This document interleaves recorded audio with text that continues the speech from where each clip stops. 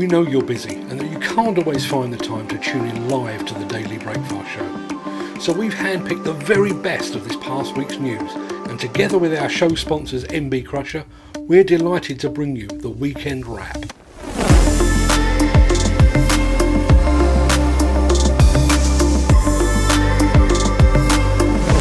In this week's episode, there are excavators over the White Cliffs of Dover. We get a first look at an all-electric and remotely controlled Korean excavator. And trade associations, what are they good for? All that and more on the Weekend Wrap.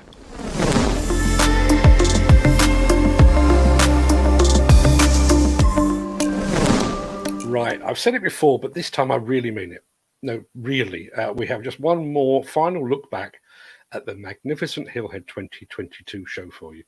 For those of you that were lucky enough to attend, this will hopefully bring back a few happy memories.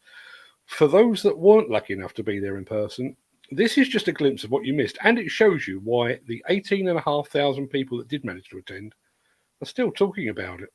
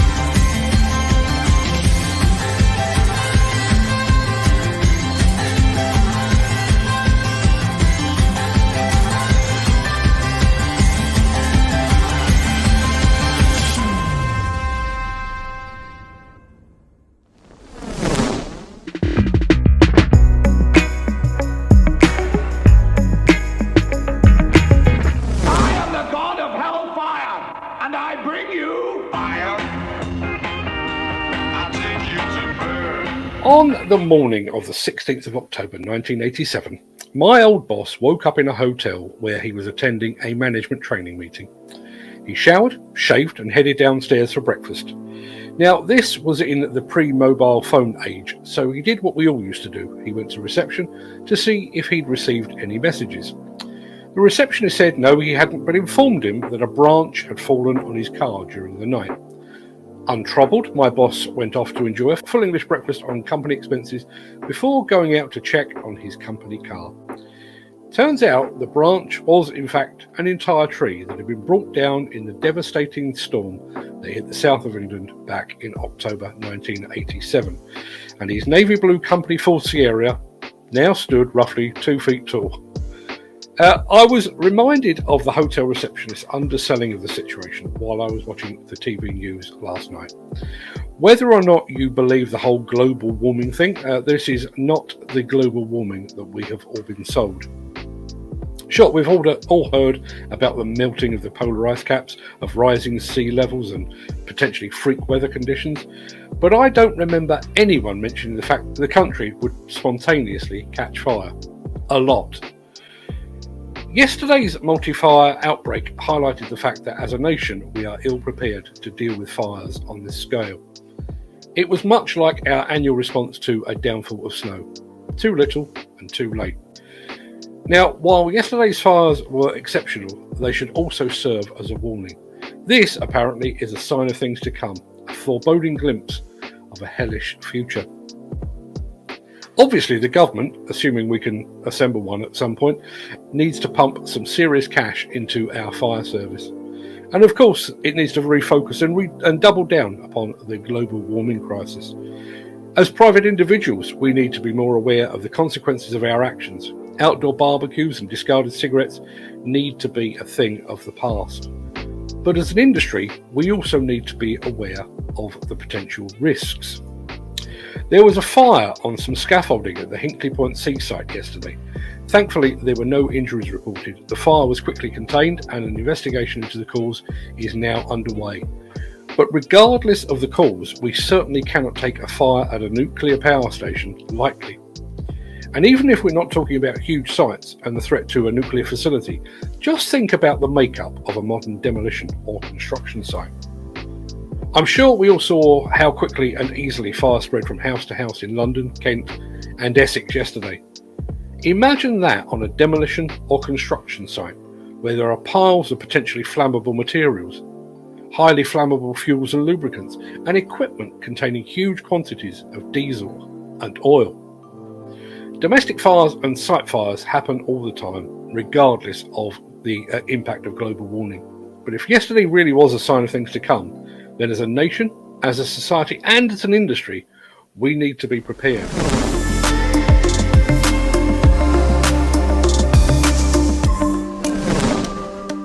So, the news broke yesterday that the UK's biggest construction company, Balfour Beatty, has quit the trade body Build UK. In an article on the shock departure, news portal Construction Inquirer says that the contractor believes that it no longer needs the services of the trade body because of Balfour Beatty's size and in-house connections. The Construction Inquirer article goes on to quote an industry observer who says, "A lot of industry big players have direct contacts in Whitehall, so why would you need a trade body talking second-hand for you when you can go in yourself at a higher level?"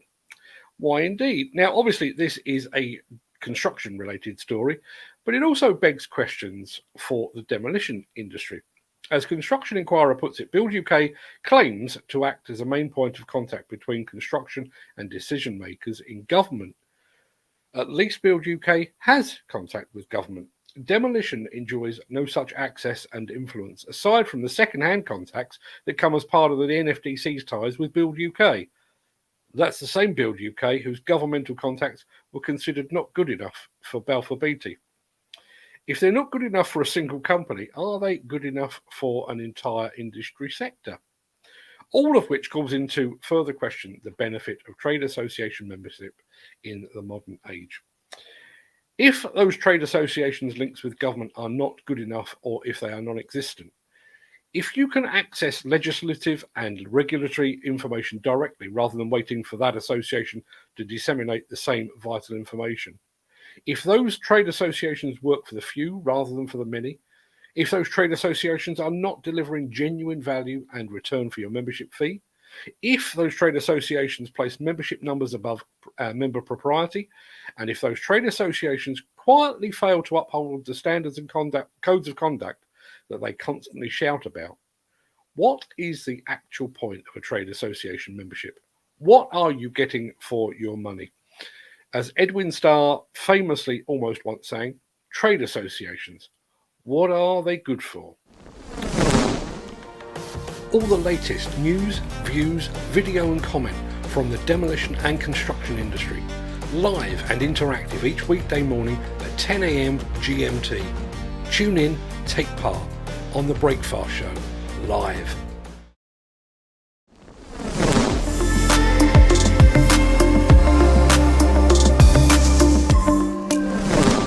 Now, I realise that any talk of soup seems inappropriate and poorly timed as we continue to roast and broil in this unseasonable and unprecedented weather. However, there is a project taking place in the US in which a 1.1 million square foot former Campbell soup factory is being laid to waste. and we have some awesome footage of the project in action.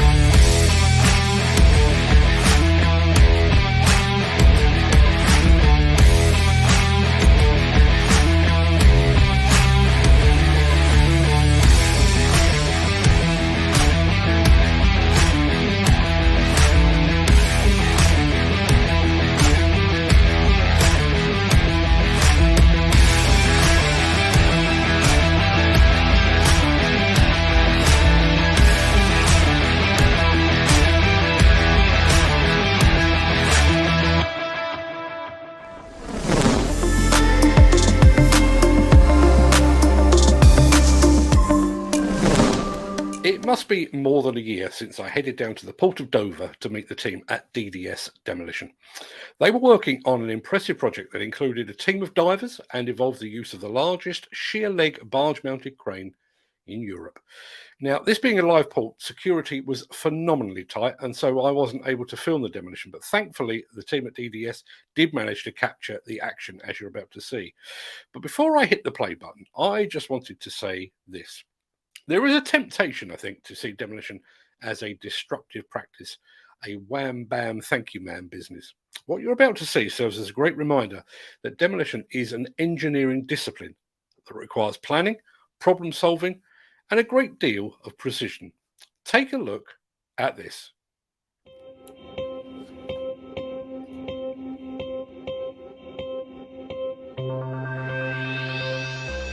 So DDS have worked with the Port of Dover for about 14 years. We've done 4 or 5 projects together successfully prior to coming into contract on this one. The works at Dover are very complex and technically challenging. I mean, the landside works, whilst it has its challenges, it isn't really the centre focus of what is technical. It is the ED1 berth is where the technicalities come into play. There was different challenges, different complexities to the actual whole scheme of it, from the fact that we had standard sort of steel frame structures in terms of the cargo sheds that we had, which was quite straightforward, and of course then that spans into ED1 and the marine work, which we've been involved in taking out berths before. Just as the location of this one and the logistics working between the live port and the other berths that were involved, which made it quite a challenge. So the Port of Dover is a tightly controlled environment. They've got really strict health and safety requirements. They work to the highest standard. So the heavy goods vehicle that come into site have to be accompanied by a police car, which would escort them all the way through the site to our project working area. All of this has to be booked in well in advance. Inside the cargo terminal sheds, there was an electrical substation which fed numerous assets within the port. It was key for us to protect that whilst the works progressed. So we designed a crash deck system and a ranch board scaffold which housed around the electrical substation, which protected it for the duration of the works.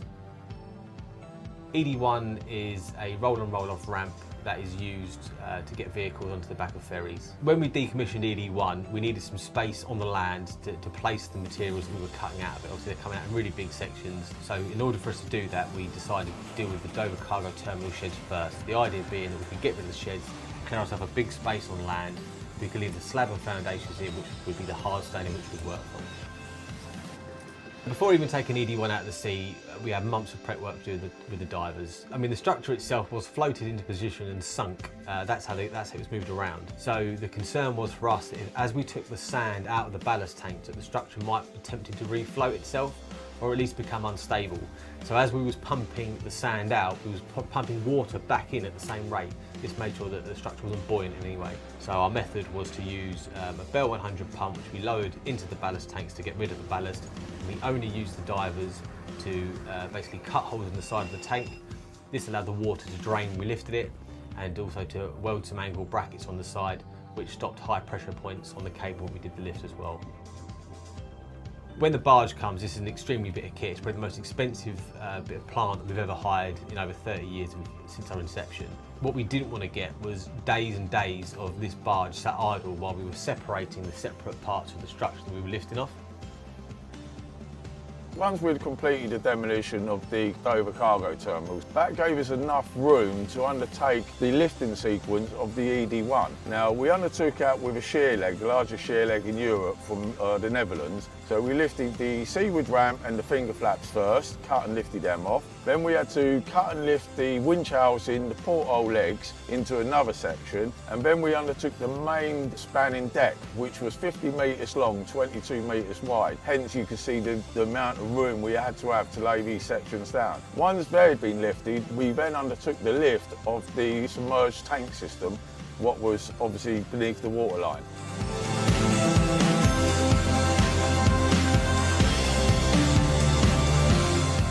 Final works we had to do once the tank system had been lifted was break out the concrete pads what were on the seabed. Now, we had to break these out because the MMO licence states that the land has to be returned in its natural state. So these concrete pads had to be removed from the seabed. We decided to employ the services of the largest long reach in England. We sighted him on a jackleg barge We broke the pads with the breaker on the seabed, and then we dredged them and loaded them onto land. Well, obviously there was the processing side of things to be undertaken.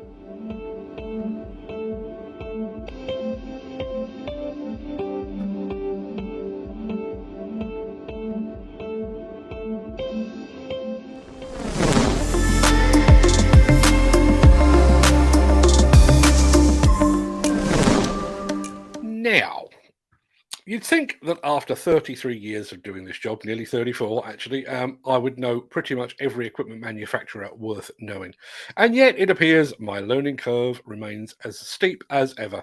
Have you ever heard of the Korean manufacturer called Horion? Nope, me either. But they exist, and not only that, they have developed an all-electric 3.5-ton excavator that can be operated via remote control. Horion Incorporated.